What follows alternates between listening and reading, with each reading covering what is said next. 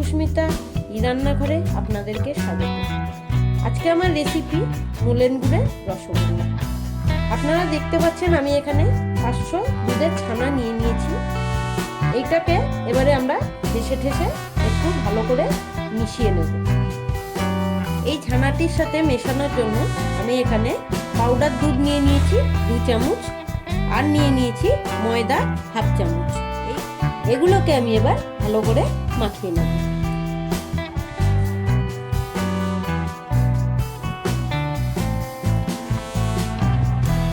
এগুলো দেওয়ার একটাই কারণ, রসগোল্লাটি খুব স্পঞ্জি এবং সফটি হবে। আপনারা অবশ্যই এটি কিন্তু খুব সহজে বাড়িতে বানিয়ে নিতে পারেন।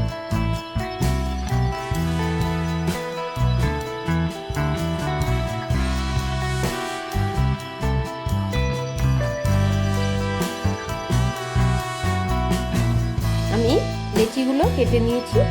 এবার এগুলোকে আমি একটা সুন্দর রাউন্ড শেপ দিয়ে নেব, যাতে কোনো ফাটা না থাকে।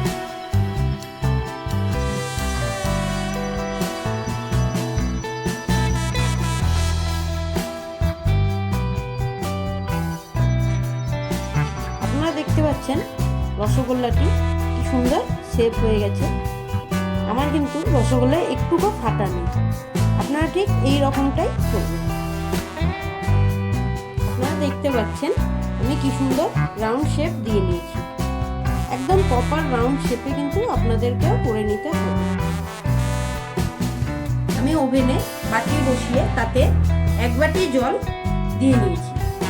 এবার এতে আমি অ্যাড করব 1/2 কাপ চিনি। এবার আমি চিনিটিকে ভালো করে গুলে নেব।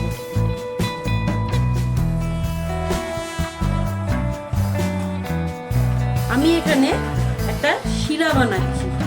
এই শিরার মধ্যে কিন্তু রসগোল্লাগুলিকে আপনাদেরকে বানিয়ে নিতে হবে। আমাদের চিনিটিকে ভালো করে জলের সাথে মেল্ট করে নিতে হবে। আপনারা দেখতে পাচ্ছেন চিনি কিন্তু ভালোভাবে মেল্ট হয়ে গেছে। এবার আমি এতে 1/2 কাপ খেজুরের গুড় দিয়ে দেব।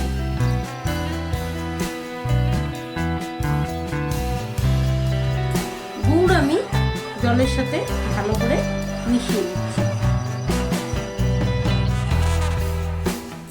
হাই ফ্লেমে আমি শিরাটি তৈরি করে নিচ্ছি।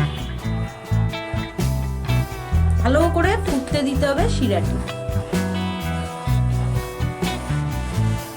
শিরা আমার ফুটে উঠেছে। এবার আমি এতে একটা একটা করে রসগোল্লা ছেড়ে দেব।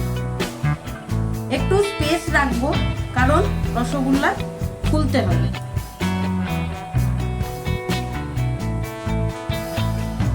এবার আমি রসগোল্লা ফুটতে দেওয়ার জন্য ঢাকা দিয়ে দিলাম। একবার আমি ঢাকাটিকে সরিয়ে দেখে নেব রসগোল্লাগুলো কতটা ফুটেছে। আমি ঢাকা সরিয়ে একবার দেখে নিচ্ছি আমার রসগোল্লাগুলো কতটা ফুটে উঠেছে। আপনারা দেখতে পাচ্ছেন রসগোল্লাগুলো কত সুন্দর বড় বড় হয়ে ফুলে উঠেছে। রসগোল্লাগুলি আমার হয়ে গেছে।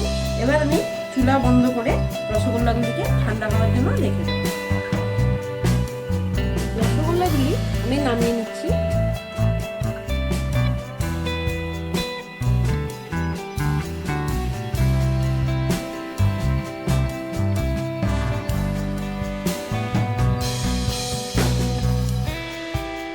রসগোল্লা আমার তৈরি হয়ে গেছে। আপনারা দেখতে পাচ্ছেন রসগোল্লাটি কত সফট হয়েছে।